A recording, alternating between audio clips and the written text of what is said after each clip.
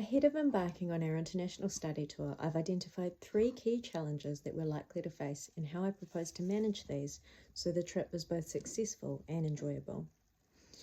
The challenges are working as a team, intercultural communication, and taking theory into action.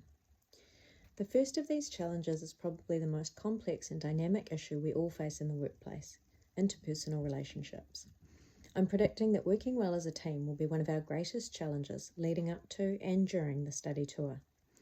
While I'm learning so much from the diverse perspectives and backgrounds of the people I've worked with in my various groups, when I think back to the Dragon's Den pitch we did as part of the Contemporary Strategy course, it was definitely the group dynamics and managing relationships that was the most difficult aspect for me.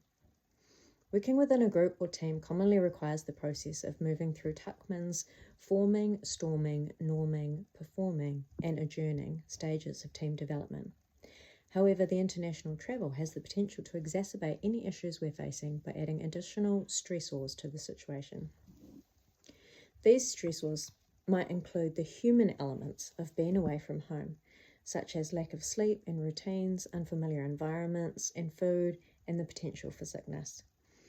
Furthermore, the time pressure of a deadline looming for our assessment and the competitive nature of the task will add additional pressure to perform. We each have different prior experiences with international travel, which will mean we'll draw on a variety of personal and group coping strategies. So for our collective success, it will be essential for us to support each other to get through any difficulties together for the benefit of the group as a whole.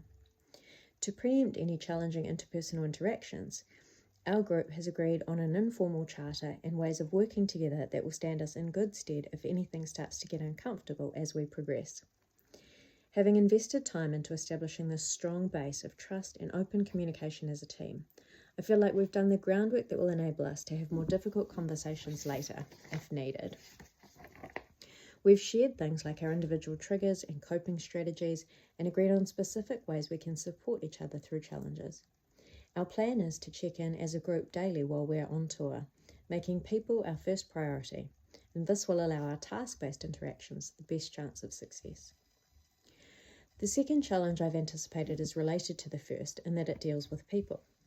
However, cultural capability stands alone as a potential challenge when operating in an international context, and particularly of concern will be our ongoing communications with the client firm.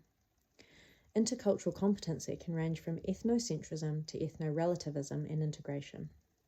For many people in our cohort, there will be some degree of culture shock during the international trip. This may raise specific issues for our group when relating to the judging panel and interacting with the clients.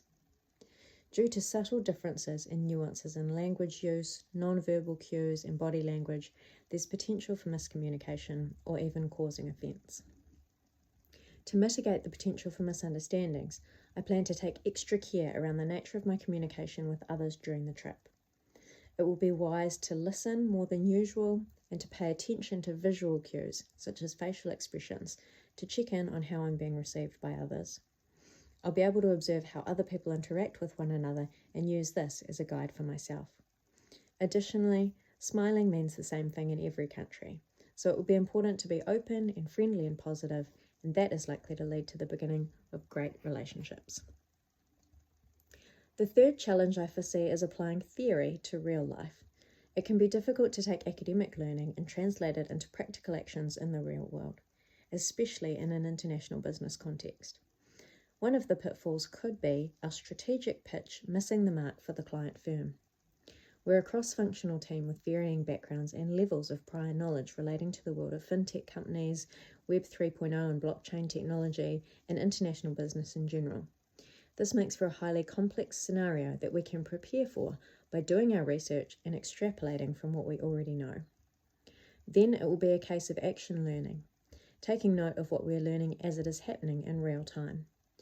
In fact, much of the value of the study tour will likely become clear once we engage in reflective practice after the tour has been completed. By applying Sean's double loop learning and reflexive practice, I'll be able to build on the knowledge I gained from the experience. The key to managing this complexity will be in the quality of the prior preparation that we've undertaken, having plans B, C, and D in place, and being adaptable and flexible as things change. In summary, the biggest challenges are likely to be people related, both within our team and group and with the clients and locals that we meet overseas. We will also need to apply what we've learnt in our EMBA courses to real-life business settings. Being prepared, flexible, friendly and open-minded will be the keys to success and to making the most of this once-in-a-lifetime opportunity.